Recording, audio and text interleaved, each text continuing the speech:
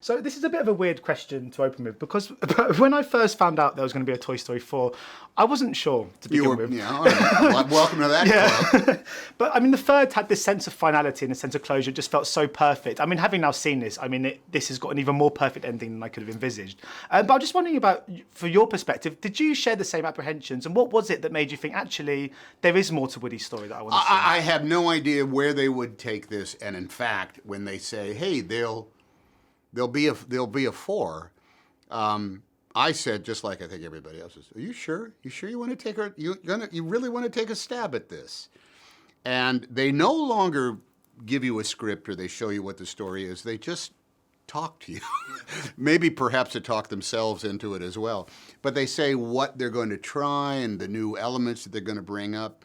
They never really talk about what the point of it is going to be, because I think even they know now that that is something that they discover along the way. They have a thematic beat, like, you know, like I think the only thing I can say without giving it away is Bonnie starts kindergarten. And that represents the sea change that everybody is going to be dealing with in the course of the movie. And then after that, they are all petrified. They don't. They're scared every minute that you're recording with them. And we behind the scenes or behind the microphone are asked just to get there if we can, and we try.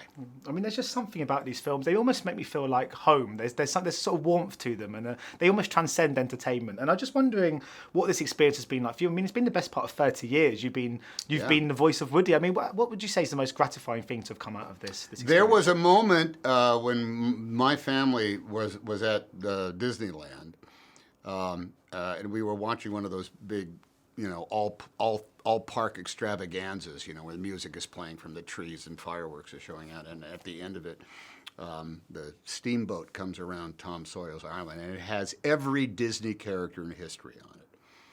Mickey Mouse, Big Bad Wolf, all the princesses, Captain Hook, Robin Hood. They had everybody on it. And there was Woody and Buzz. They were dancing along with everything like that. And knowing that this little piece of me is going to be a living, breathing thing at Disneyland for as long as Disneyland is, that packed a wallop when the family realized this. I mean, my daughter said, "Look, Dad, that's you, and you'll be there forever." That was a big moment. Yeah, that's quite profound. Yeah. So what have you got any kind of toys or any sort of things from your childhood that you've never quite been able to let go of? Any bits of? Oh, I still have a great thing for Alt Space. I mean, I actually now still have some after the fact Major Matt Masons, which you did not have in the UK. Major Matt Mason was a bendable, posable astronaut.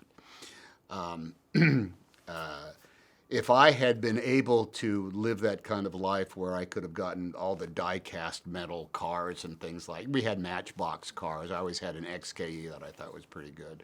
But we had a thing, we actually had Mike Mercury's Supercar. Do you remember Supercar? It was like from the same Thunderbirds kind of school of puppets and things like that. I was actually playing with Woody and Buzz's. Oh, wow. Well, you were. I guess maybe I'm showing the fact that I'm 62 years old.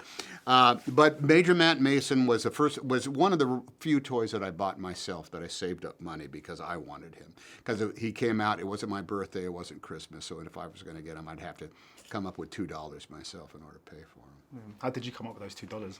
I saved money. You know, find a nickel here, and you know, do something for a quarter there. You know. Well, thanks so much for your time today. It's been a real pleasure. Oh, lovely talking to you. You too. Ladies and gentlemen, you're watching Hey You Guys. Hey You Guys, huh? Hey, you guys. Is that from the Goonies? It is indeed, yes. Nice. Hey!